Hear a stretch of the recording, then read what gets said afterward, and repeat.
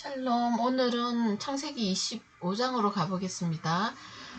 이삭 이야기를 해야 되겠죠. 이제 아브라함이 죽어서 막벨라 굴에 묻히고, 그 다음은 이제 이 믿음의 계승자가 이삭으로 나옵니다. 당연히 믿음의 약속의 씨잖아요.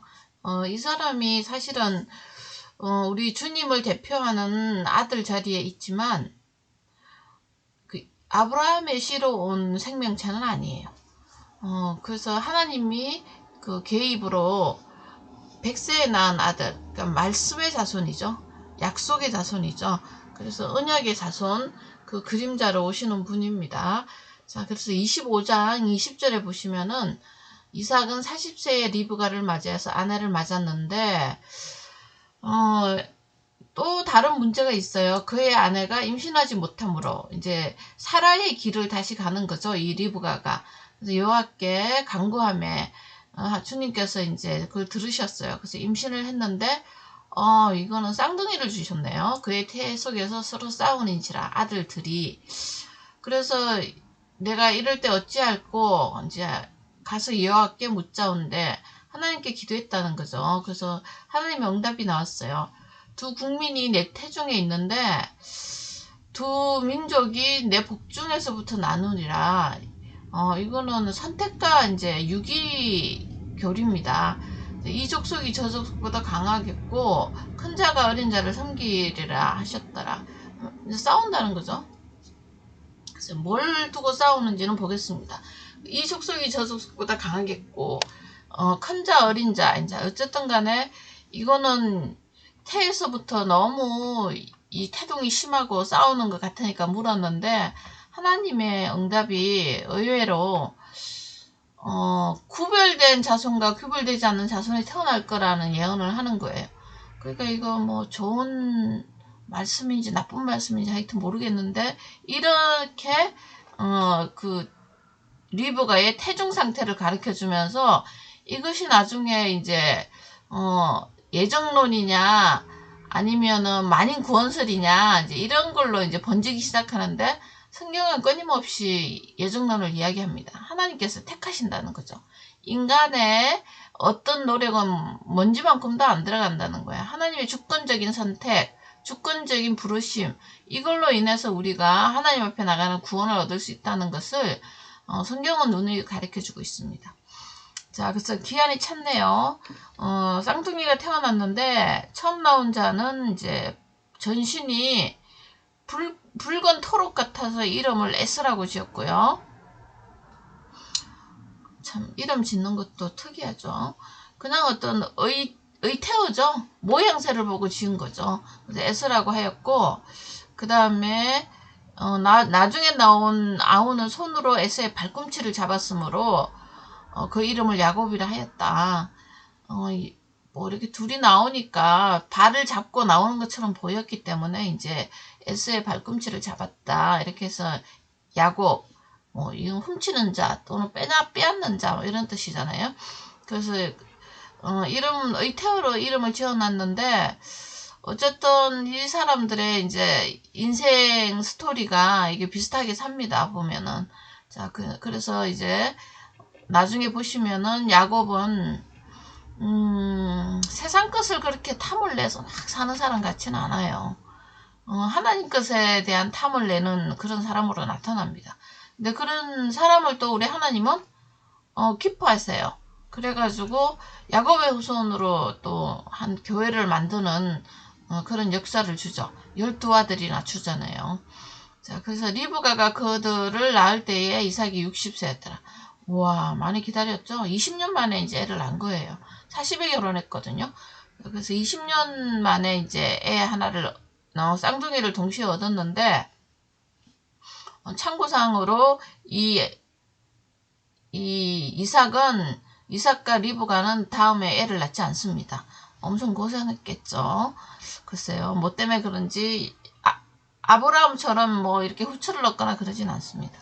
그들이 장성함에 에서는 익숙한 사냥꾼이 되었으므로 들 사람이 되었고, 예, 이거는 이제 자기 힘으로 사는 사람이란 뜻이고요. 야곱은 조용한 사람이었으므로 장막에 거주한다. 교회에 이제 거주하는 사람이다.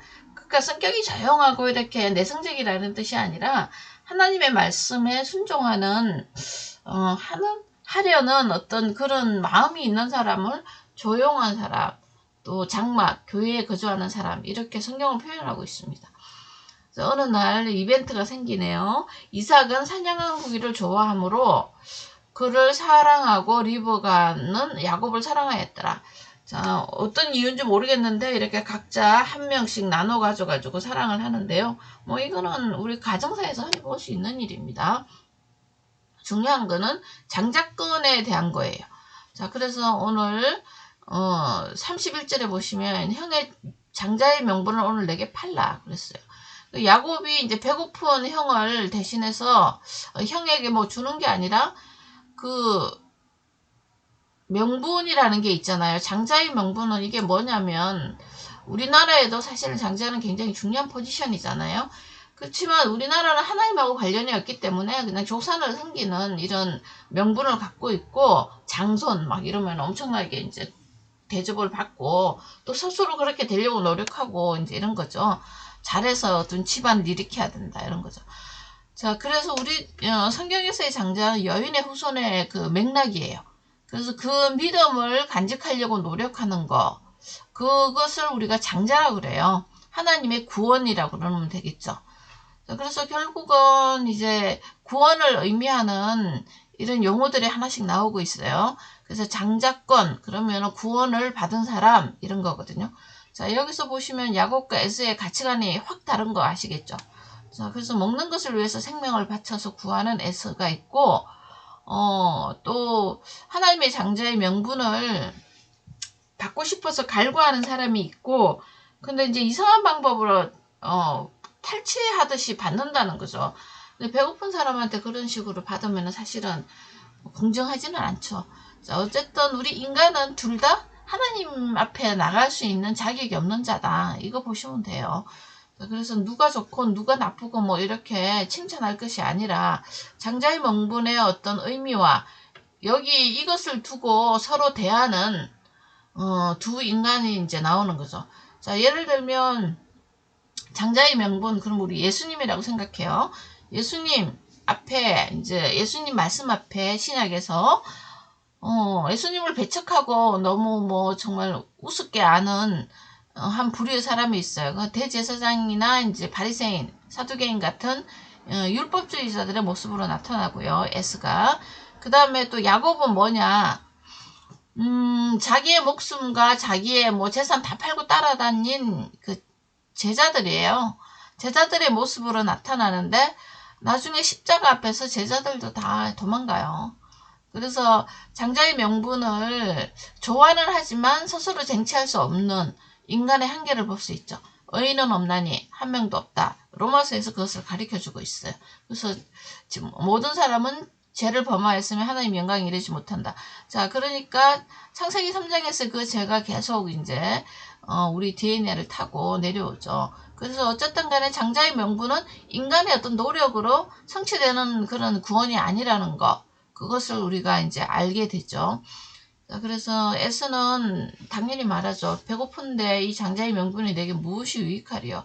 예, 이 사람은 이런 가치관을 살고 있습니다. 우리도 이렇게 설명하는 거 아니에요. 이제 질문을 하나 하자면 장자의 명분이 내게 무엇이 유익할까?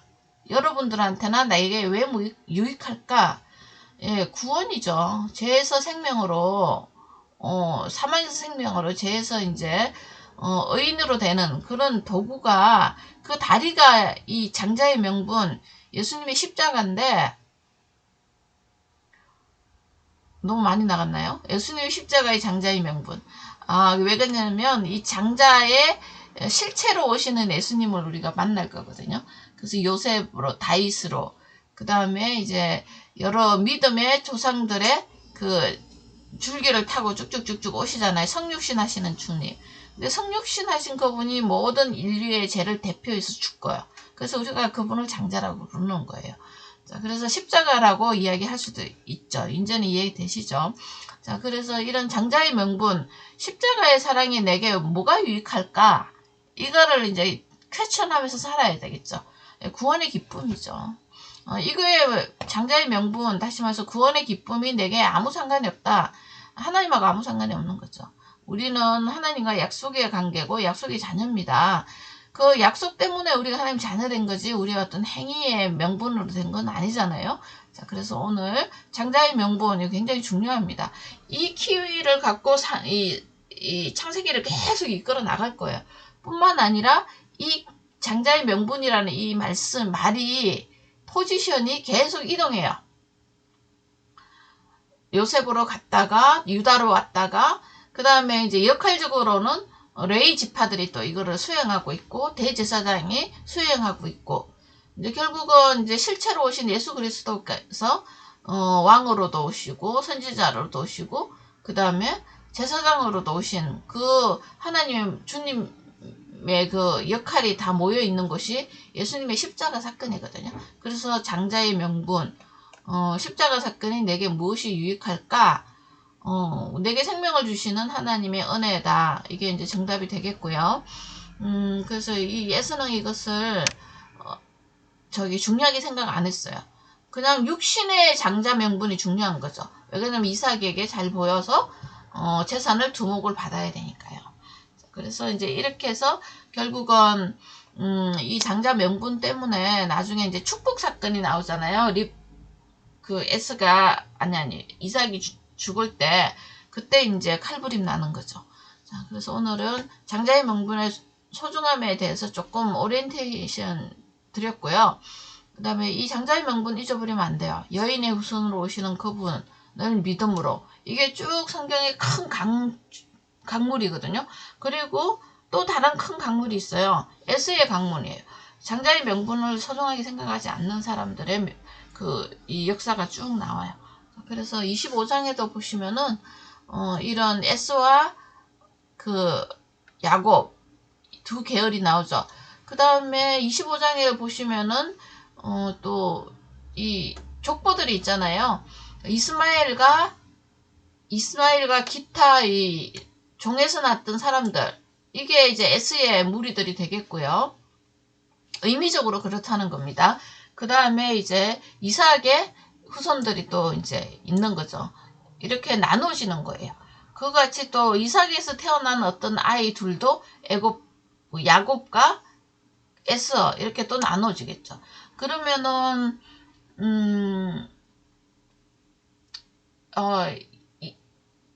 야곱에게서 태어나는 12아들이 이제 어떤 형상을 하나 만들어요. 그 교회라는 형태거든요.